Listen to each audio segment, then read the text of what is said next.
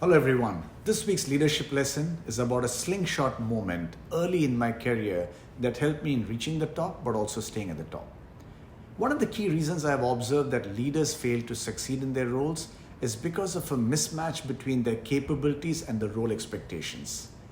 It's okay to take a step back in your career at some point to make sure your capabilities are well aligned with the role expectations so that you get a chance to perform well and be successful. At the age of 27, I was a people manager in Boehringer Mannheim, leading a team of 12 sales reps and service engineers.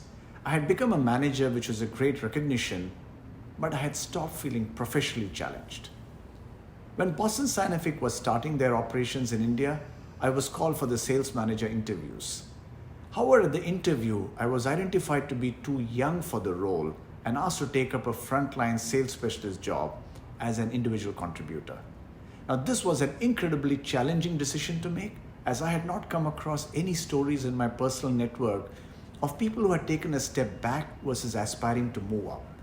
When I discussed the opportunity to leave Boehringer to join Boston Scientific with my friends, mentors, and former managers, I did not get any support from them, as they felt I was being immature in taking a step back in my career to move from being a people manager to a sales specialist. I decided to trust my own instincts and take the leap of faith to join Boston Scientific, as I was excited about the company and getting into the medtech industry.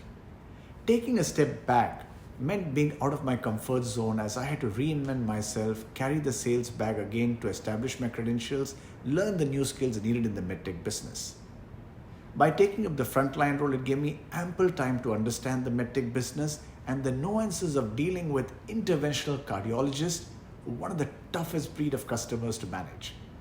My previous people management skills at Boehringer came in handy as I dealt with tough situations and started to get noticed very quickly by the senior leadership, and this paved my way for moving into a manager role and opened the doors for my subsequent regional leadership opportunities.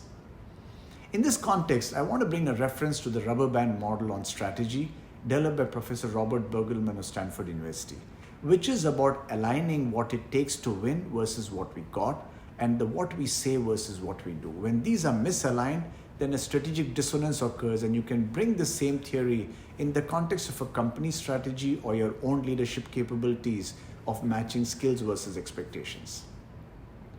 In your life and career, there'll be several slingshot moments when you must take a step backwards to pause, reflect, and act, which will then help you accelerate forward with even more success.